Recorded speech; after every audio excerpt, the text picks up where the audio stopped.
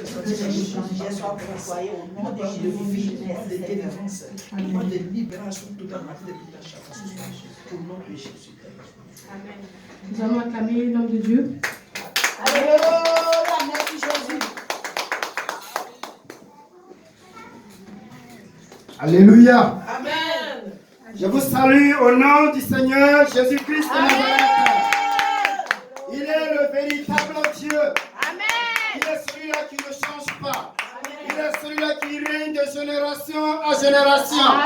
Il est l'alpha et l'oméga. Et c'est devant lui que nous sommes venus ce matin. Nous sommes venus à son rendez-vous. Et il a quelque chose de spécial à nous dire. Il a un message à nous dire de la part du Saint-Esprit de Dieu. C'est pourquoi nous allons prendre notre Bible. Et même bien avant cela, je vais prier. Oh, excellent Père de grâce. Ce matin, nous sommes venus à ton rendez-vous. Toi, le véritable Dieu. Toi qui règnes de génération en génération. Toi, quand tu es avec une personne, Seigneur, la personne arrive toujours au bout. Quand tu es avec une personne, la personne n'est jamais déçue. Quand tu es avec une personne, la personne arrive toujours à sa destinée. Parce que tu es Seigneur. Parce que tu es le roi des rois. Parce que tu es notre libérateur. Tu es venu dans ce monde. Tu as dit, tu es venu pour libérer les captifs. Tu as dit, tu es venu ce matin pour nous donner la vie. Et la vie en abondance. Nous sommes, Seigneur, disposés à t'écouter. Père, je m'efface que le Saint-Esprit prenne le contrôle de toutes choses. Au nom puissant de Jésus. Amen. Alléluia.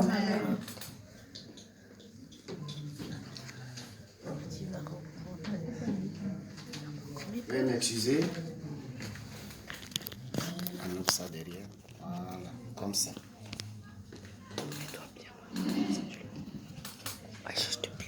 Alléluia. Bien faire, hein. Faut bien faire.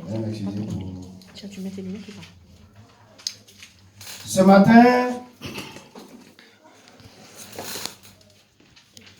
Mais pourquoi tu fais pas?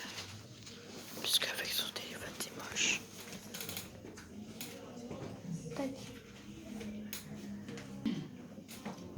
nous allons prendre notre Bible. Et le thème de ce message, c'est de la conversion à la transformation. De la conversion à la transformation. Bien-aimés, nous sommes tous venus à Christ de façon différente. Nous sommes tous venus à Christ avec nos problèmes différents. Soit tu étais malade et tu as accepté le Seigneur Jésus-Christ dans ta vie. Soit tu avais des problèmes de famille et tu as accepté le Seigneur Jésus-Christ dans ta vie. Ou alors, tu es né d'une famille chrétienne et tu as fait la connaissance du Seigneur Jésus-Christ. Et à un moment donné dans ta vie, tu vois que cette joie que tu avais, cette voix s'est évaporée comme la rosée. Tu n'as plus la joie. Tu n'as plus la paix du cœur. Pourquoi? Tu commences à te poser des questions. Et tu commences à te poser des questions. Tu te dis, est-ce que le vieil homme est-il revenu ou pas? Et tu te poses aussi des questions. Est-ce que c'est le diable? Est-ce que c'est Satan? Mais nous confondons. La Bible nous dit clairement que les œuvres de la chair, elles sont manifestes. Les œuvres de la chair sont claires. Parce que nous ne voyons pas Satan quand il agit. Mais les œuvres de la chair, elles sont manifestes. C'est pour cela, nous allons prendre la Bible dans le livre de Galates, Galates 5, le verset 18 à 19. Je vais faire la lecture. Si vous êtes conduit par l'Esprit, vous n'êtes pas sous la loi. Or, les œuvres de la chair sont manifestes. Ce sont l'adultère, l'impudicité, l'impureté, la dissolution, l'idolâtrie, la magie, les inimités, les querelles, les jalousies, les animosités, les disputes, les divisions, les sectes, l'envie, le meurtre, l'ivrognerie, les excès de table et les choses semblables. Non, c'est fini. Alléluia. Amen. Voilà, les œuvres de la chair sont claires. Alors, aujourd'hui, il est question de la conversion à la transformation. C'est ce que nous allons voir. Alors, bien-aimé, si tu ne connais pas le Saint-Esprit, il faut connaître d'abord le Saint-Esprit. C'est le Saint-Esprit qui transforme. Mais il faut connaître le Saint-Esprit. Le Saint-Esprit est comment? C'est comme le dimanche passé, nous avons parlé, connaître Jésus-Christ par sa parole. Aujourd'hui, nous allons parler du Saint-Esprit. De quel esprit il s'agit quand on parle du Saint-Esprit? Qui est le Saint-Esprit? Et quel rôle il joue dans la vie des chrétiens? C'est ce que nous allons voir ce matin. Qui est le Saint-Esprit? Alors nous faisons la confusion. Les chrétiens, ils ne savent pas. Quand ils pêchent volontairement, ils disent que c'est Satan. Quand ils pêchent volontairement, ils disent que c'est l'ennemi. La Bible nous dit clairement, les œuvres de la chair, elles sont manifestes, c'est-à-dire elles sont claires. Je vais vous donner des exemples. Pour connaître le Saint-Esprit, il y a 3 oiseaux, 3 groupes d'oiseaux. Il y a les poules. Les poules ont des ailes et elles ont des becs. La poule vole, mais la poule ne va pas loin. Il y a aussi une autre race, les vautours. Alors les vautours aussi volent. Les vautours volent très loin. Mais après, ils reviennent à terre. Ils reviennent à terre pour manger des viandes pourries, des restes, que des lions restent. Ils viennent les manger.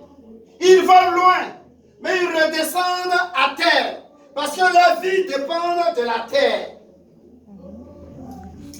Et il y a encore une autre race d'oiseaux, c'est l'aigle. Quand l'aigle va en latitude et l'aigle vole au-dessus des nuages. L'aigle vole toujours au-dessus des nuages. L'aigle vit toujours dans l'espace. L'aigle vole loin. Mais quand l'aigle vole loin, l'aigle descend, prend l'oiseau et repart. Qu'est-ce que je vais vous dire par là?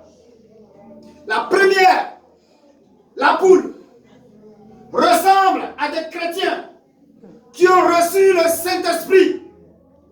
Mais ils ont le Saint-Esprit en eux et ils ne volent pas. La première race des chrétiens, il est converti, il a le Saint-Esprit en lui, sa vie n'est pas transformée, il ne vole pas. La deuxième race, deuxième groupe de chrétiens, qui sont comme les vautours. Ils veulent. Mais leur cœur est toujours attaché au plaisir de ce monde. Leur vie est attachée à la terre. La première, la deuxième race des chrétiens. Ils sont comme des vautours. Ils sont en Christ, mais ils ont un pied dans le monde.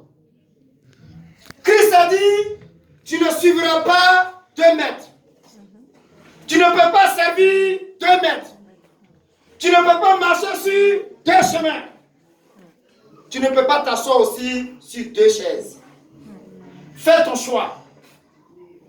Il y a des chrétiens, ils sont comme des vautours. Ils volent et après ils redescendent. Ils ont le Saint-Esprit en eux et après ils redescendent. Ils ont le Saint-Esprit en eux, mais après ils viennent dans le monde. Bien-aimés, quand tu es en Christ, il faut que nous soyons comme l'aigle. L'aigle, ceux-là qui ont le Saint-Esprit en eux et qui restent de façon permanente, sont ceux-là même qui sont l'aigle. L'aigle va aller très loin. Tu as le Saint-Esprit en toi, tu dois voler comme l'aigle. C'est de ça qu'il s'agit. Alors que le Seigneur nous aide. Amen. Que le Seigneur nous aide. Amen. Nous sommes dans le mouvement du Saint-Esprit. Nous devons vivre selon la direction divine. Il faut que nous suivons selon la direction divine. Alors, nous allons voir Romains. Romains 12, le verset 2 nous dit quoi? C'est Paul qui parle aux chrétiens clairement. Ma fille Marina, tu vas faire la lecture. La volonté de Dieu, ce qui est bon, agréable et parfait. Amen. Amen. Romains nous dit clairement, il ne faudrait pas que nous nous conformons au siècle présent. Alors, Romains parle ici aux chrétiens. Il veut que notre vie soit transformée. Romains veut que notre vie soit transformée. L'apôtre Paul parle ici. Il dit, toi chrétien, il faut que quand tu es en Christ, que ta vie soit transformée. Tu ne dois pas vivre comme les gens de ce monde. Il faut que ta vie soit transformée. Quand tu es en Christ, tu es converti, ta vie doit changer. Tu ne dois pas continuer à vivre comme les gens du monde. Le rôle du Saint-Esprit de ta vie, c'est ça. Le Saint-Esprit change ta vie. Le Saint-Esprit renouvelle ta vie. Le Saint-Esprit transforme ta vie. Le Saint-Esprit te donne la vie. Le Saint-Esprit te donne la paix du cœur. Le Saint-Esprit enlève la maladie dans ton corps. C'est de ça qu'il s'agit. Pourquoi les chrétiens sont malades? Parce que l'âme n'est pas changée. L'âme n'est pas changée. L'âme est toujours attachée aux émotions. L'âme est toujours attachée au plaisir de ce monde.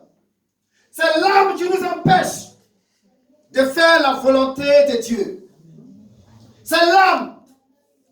Quand on nous fait quelque chose, nous le ressentons directement dans l'âme. Dieu a dit, l'homme est composé de l'esprit, de l'âme et du corps. Notre corps est l'enveloppe. Mais c'est l'âme qui résiste. C'est l'âme qui résiste toujours. C'est l'âme qui ressent toujours les sensations. Nous ne devons pas vivre par l'âme.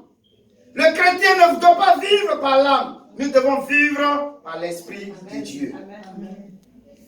Le chrétien doit vivre par l'Esprit de Dieu. Alors, bien-aimés, il y a 2 groupes de chrétiens. Et je peux dire 3 groupes de chrétiens.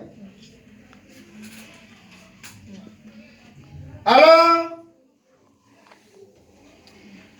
ce premier groupe de chrétiens, quand ils reçoivent le Seigneur Jésus-Christ, ils se laissent diriger par l'Esprit de Dieu. Et ceux-là, je les appelle les enfants. Quand ils sont nés, ce sont des enfants. et ils reçoivent la guérison. Ils demandent à Dieu la bénédiction. Ils demandent à Dieu l'argent. Ça, c'est le premier groupe des chrétiens. Ce sont les enfants. Les enfants se contentent des bénédictions.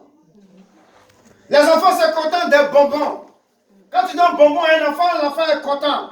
Il est chrétien, il est converti, il se contente seulement que de la bénédiction. Pépère, bénis-moi. Bon Dieu, bénis-moi. Donne-moi ceci, donne-moi cela. La première race des chrétiens convertis sont des enfants, des bébés. Ils se contentent seulement que des bénédictions. Ils ne cherchent pas la transformation qui est opérée par le Saint-Esprit. Et ils se contentent seulement des bénédictions. Comme le peuple d'Israël se contentait seulement des bénédictions dans le désert. Et ils ne cherchaient pas la face de Dieu. Le peuple d'Israël était béni. Dieu leur donnait toutes choses, mais ne reconnaissait pas le véritable Dieu.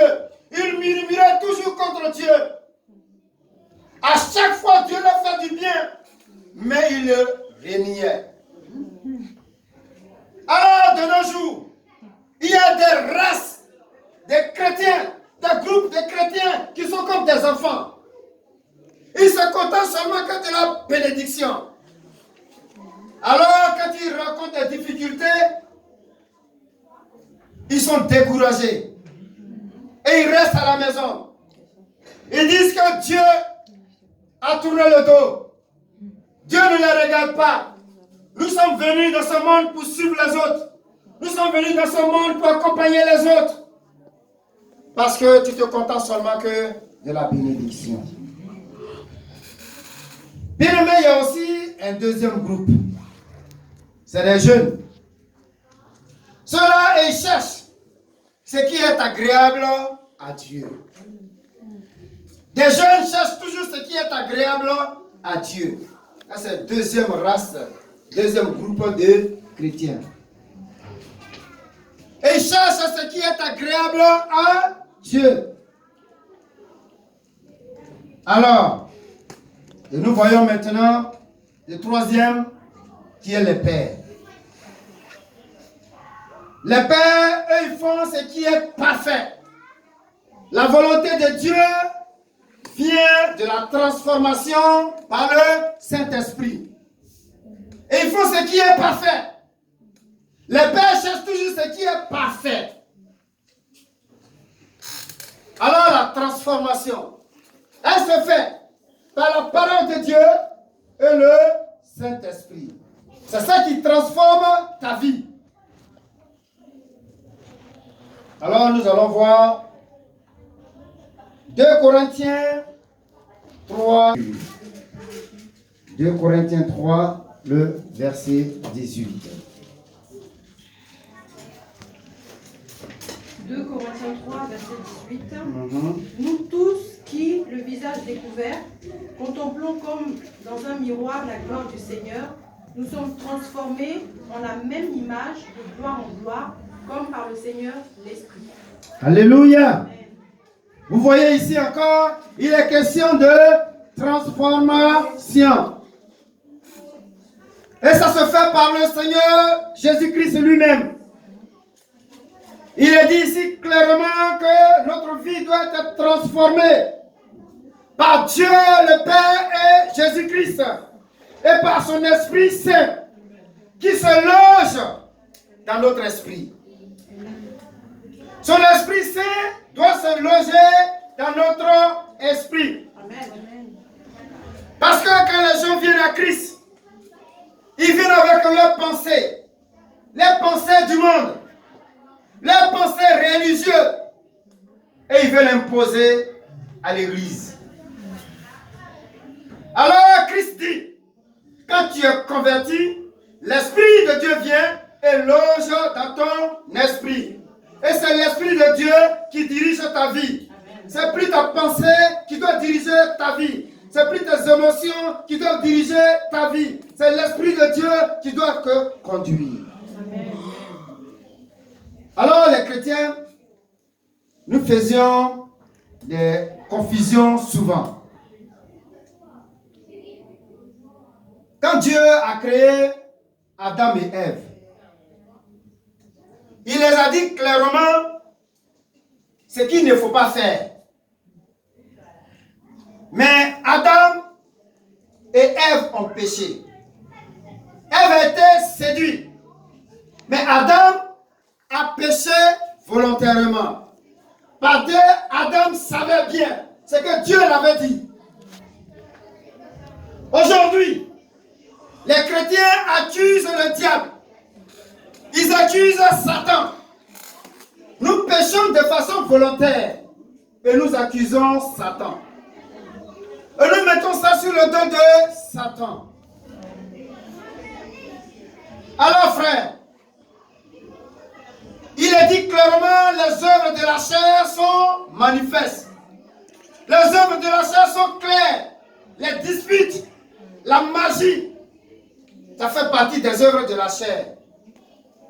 Les calomnies, ça fait partie des œuvres de la chair. La méchanceté gratuite, ça fait partie des œuvres de la chair. L'ingratitude, ça fait partie des œuvres de la chair. La jalousie fait partie des œuvres de la chair. Nous devons nous laisser conduire par l'Esprit de Dieu. Alors, toi qui nous écoutes, je veux dire à une personne, quand tu prends la cigarette, avec tes deux mains, tes deux doigts, tu la mets dans ta bouche. Ce n'est pas le diable qui a pris pour mettre dans ta bouche. Tu prends la cigarette de façon volontaire, tu prends ton argent, tu vas chez le tabagiste et tu payes la cigarette. Tu la mets dans ta bouche. Ce n'est pas le diable qui met la cigarette dans ta bouche. Les gens fument de façon volontaire. Alors, bien-aimés, nous voyons en France ici, nous avons des appartements. Il y a les chauffages dedans. Mais pourquoi il y a des cheminées? Il y a des cheminées pour que la fumée puisse sortir. Parce que si la vapeur, la fumée reste dans la maison, ça va asphyxier les gens. Et les gens tomberont malades. C'est pourquoi quand on construit des maisons, on met des cheminées. Pour que la fumée puisse sortir de côté. Alors, bien-aimé, si Dieu voulait que l'homme fume, il allait mettre la fumée sur la tête de l'homme. Il allait mettre la fumée comme ça. Et à chaque fois, tu passes, quand tu as envie, tu fumes, ça sort. Mais Dieu dit, ton corps est le temple du Saint-Esprit. Tu ne dois pas détruire ce corps-là. Dieu dit, ton corps est le temple du Saint-Esprit. Tu ne dois pas suer ton corps. Tu ne dois pas faire des choses abominables. Ton corps est le temple du Saint-Esprit. Quand tu connais qui est le Saint-Esprit, qui loge dans ton esprit, alors ton corps est le temple du Saint-Esprit. Chrétiens, réveillons-nous et connaissons qui est le Saint-Esprit. C'est le Saint-Esprit qui t'amène à parler en langue. Le Saint-Esprit met dans ton cœur l'amour. Le Saint-Esprit met dans ton cœur l'amour, la joie, la paix, la douceur. Le fruit du Saint-Esprit, c'est ça. Alors si tu es chrétien, tu haïs ton frère, tu penses mal de ton frère, tu penses mal de ta soeur, c'est que ce n'est pas le Saint-Esprit. Tu es assis là et tu te fais des imaginations. Satan te parle parce qu'il lui parle en esprit. On ne voit pas, la Bible dit clairement les œuvres de la chair sont claires. Il n'a pas dit que les œuvres de Satan sont claires. Les œuvres de Satan ne sont pas manifestes. La Bible dit les œuvres de la chair sont manifestes. Il parle dans ton esprit. Regarde ma soeur. Regarde comment elle te regarde. Regarde comment elle te regarde. Ça parle dans ton esprit. Regarde comment elle t'aime pas, cette femme-là. Regarde comment elle te regarde.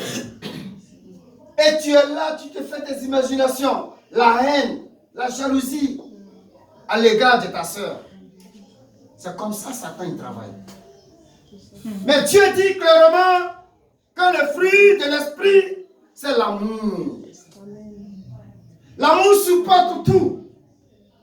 L'amour pardonne. L'amour efface tout.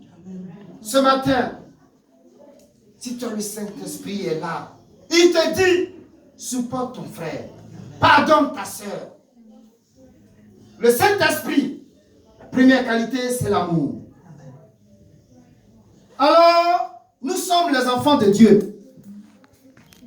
Il veut que nous soyons comme l'aigle, que nous volons au-dessus des nuages. Quand un enfant, tu mets un enfant au monde, si un enfant n'arrive pas à grandir, s'il n'y a pas d'évolution dans la vie de l'enfant, tu seras inquiet. Quand nous mettons nos enfants au monde, nous voulons que les enfants évoluent. Alors toi, chrétien, tu as été converti et tu n'évolues pas. Ce n'est pas normal. Il faut que le Saint-Esprit transforme ta vie. Quand un enfant est né, l'enfant doit évoluer. Tu es chrétien, tu n'évolues pas. Tu es toujours à ce même niveau-là. Dieu dit, quand un enfant est né, l'enfant doit grandir. À 3 mois déjà, tu dois faire asseoir ton enfant. Quand l'enfant ne veut pas s'asseoir, tu dis, mais assieds-toi, tu me fatigues. L'enfant est obligé de s'asseoir. Tu mets des poufs derrière l'enfant pour que l'enfant s'assoie. Même dans le carton, tu fais asseoir l'enfant. Et l'enfant doit grandir. Il faut que l'enfant s'assoie d'abord. Alors toi, chrétien, tu as accepté Christ. Et tu ne veux pas évoluer. Tu ne veux pas payer le prix. L'enfant a payé le prix en pleurant avant de s'asseoir. Tu ne veux pas payer le prix. Tu veux tout cadeau. Tu veux la facilité. Tu veux la facilité. Il faut que tu payes le prix. Même pour que tu puisses réussir, il faut que tu payes le prix. L'enfant, pour que l'enfant puisse marcher, l'enfant, le bébé a payé le prix pour que le bébé puisse s'asseoir. Je suis occupé, ton enfant, tu ne veux pas t'asseoir. Ah, c'est toi. C'est ce que les mamans font. Mais nous sommes enfants de Dieu. Chrétiens, durant des années, il n'y a pas de changement, il n'y a pas de transformation dans ta vie. Tu es au même niveau comme la poule. La poule, tu es comme la poule. Tu ne voles pas. Tu as le Saint-Esprit en toi, mais tu ne voles pas. Tu ne bénéficies pas des fruits du Saint-Esprit que Dieu t'a donné de façon libre. Il faut que nous évoluions. Dans son ministère, c'est une église vivante. Il faut qu'il y ait la vie. Et cette vie-là doit être transmise par le Saint-Esprit. Le Saint-Esprit est là, soit vous l'ignorez. Alors ce matin, l'Esprit de Dieu est en train de réveiller l'esprit de quelqu'un. Pour dire que le Saint-Esprit est là et il faut qu'il se manifeste. Alors, Dieu nous a appelés, c'est pour le servir. Dieu nous a appelés, c'est pour que nous puissions participer au royaume. Nous allons prendre Jean. Jean 3, le verset 3. Qu'est-ce qu'il a dit à Nicodème? Qu'est-ce qu'il a dit à Nicodème? Celui-là qui était le docteur de la loi d'Israël. Ma fille, vas-y, tu nous fais la lecture. Jean 3, verset 3. Oui. Jésus lui dit, en vérité, je te le dis, si un homme ne naît de nouveau, il ne peut voir le royaume de Dieu. Nicodème lui dit, comment un homme peut-il naître quand il est vieux? Peut-il rentrer dans le sein de sa mère et naître? Jésus répondit, en vérité, je te le dis, si un homme ne naît d'eau et d'esprit, il ne peut entrer dans le royaume de Dieu. Alléluia. Amen. Alors, la Bible nous dit clairement, si un homme ne naît d'eau et d'esprit, il ne peut entrer dans le royaume de Dieu. Alors il faut que nous naîtrons de nouveau. La Bible dit clairement, il faut que nous naîtrons de nouveau. La Bible nous dit, ce qui est né de la chair est chair. Et ce qui est né de l'esprit est esprit. Alors, un enfant. L'homme, quand il met un enfant au monde, l'enfant devient l'homme. L'enfant de l'homme est l'homme. L'enfant de cheval est quoi? Cheval. C'est clair. L'enfant de cheval, c'est cheval. Alors, si tu es né de Dieu, tu es né de l'esprit, tu es de Dieu. Quand tu es né de l'esprit, tu es de Dieu. Tous ceux qui sont nés de l'esprit sont enfants de Dieu. Alors, l'enfant de cheval, c'est cheval. Mais si tu te laisses diriger par l'esprit de l'ennemi, là, il y a problème. Si tu te laisses intimider par Satan, c'est qu'il y a problème. Si tu te laisses influencer par l'ennemi, c'est qu'il y a problème.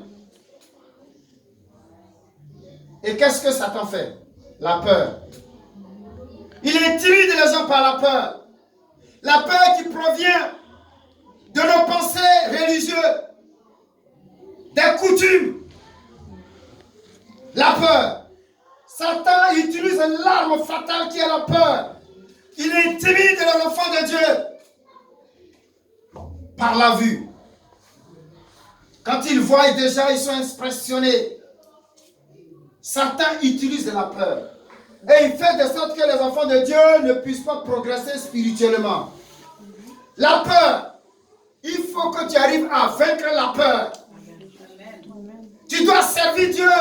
Mais Satan t'intimide par la peur. Il faut te libérer ce matin.